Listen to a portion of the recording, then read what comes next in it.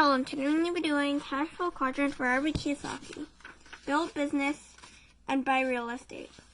In 1943, the United States began taxing all working Americans via payroll deductions. In other words, the government got paid before people in the E quadrant got paid. Anyone who was purely an E had little escape from the government.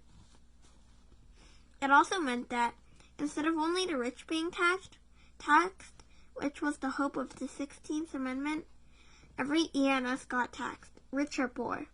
Today, the lowest wage earners in America pay more in taxes as a percentage of total income than the rich and middle class. In 1986, the Tax Reform Act went after the highly paid professionals in the S quadrant. This act specifically targeted doctors, lawyers, architects, dentists, engineers, and other professionals, and made it difficult, if not impossible, for them to shelter their income the way that the rich can do in the B and I quadrants. These professionals were forced to operate their businesses through S corporations instead of C corporations, or else pay a tax penalty.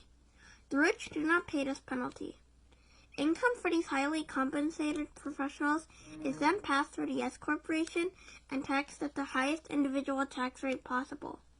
They do not have the opportunity to shelter their income through deductions allowed to C corporations. At the same time, the law was changed to force all S corporations to have a calendar year end. This again forced all income to be taxed at the highest rate. When I discussed these changes with my CPA, he reminded me that the biggest shock to newly self-employed people generally comes at the end of their first business year when they realize that the biggest tax they are paying is a self-employment tax.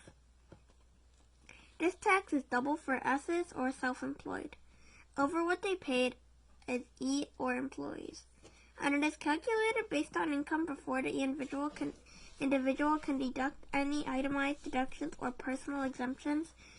It is possible for a self-employed person to have no taxable income, yet still owe self-employment tax.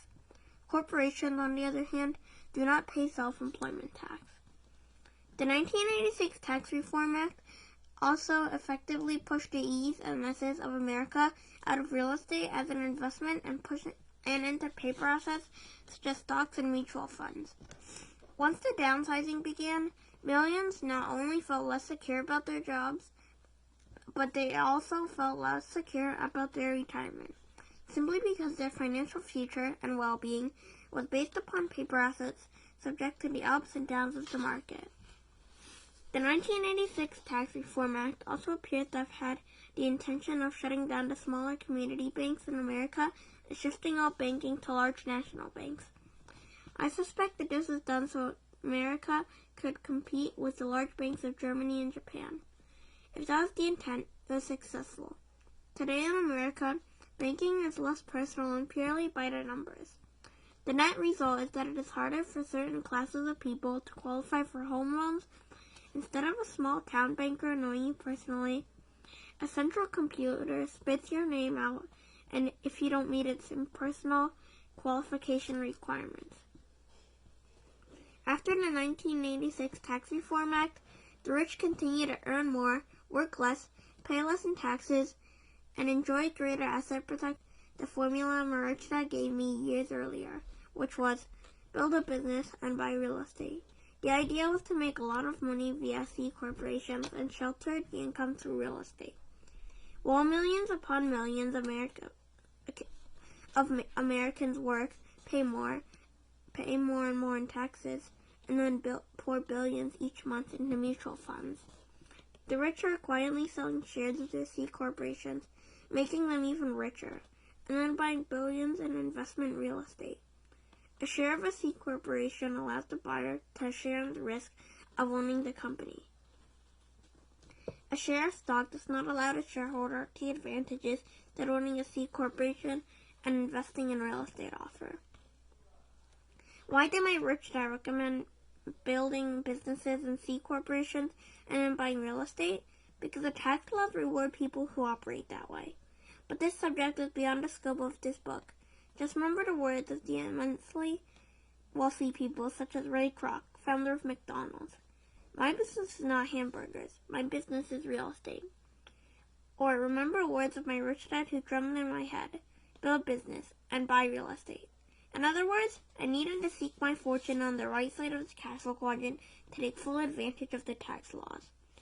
In 1990, President George H.W. Bush raised taxes after promising, "Read my lips, no new taxes." In 1992, President Bill Clinton signed into law one of the largest tax increases in recent history.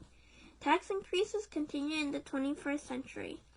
Again, these tax increases affect the E's and S's, but not the B's and I's. Again, these tax increases affect the E's and S's, but the B's and I's are, for the most part, not affected. As we progress further and further into the information age, we all need to continue to gather information from different quadrants. In the information age, quality information is our most important asset. As Eric Hoffer once said, "In times of change, learners inherit the earth, while the learned find themselves beautifully equipped to deal with a world that no longer exists." Okay, so I hope you liked that. If you did, please like and subscribe. Bye!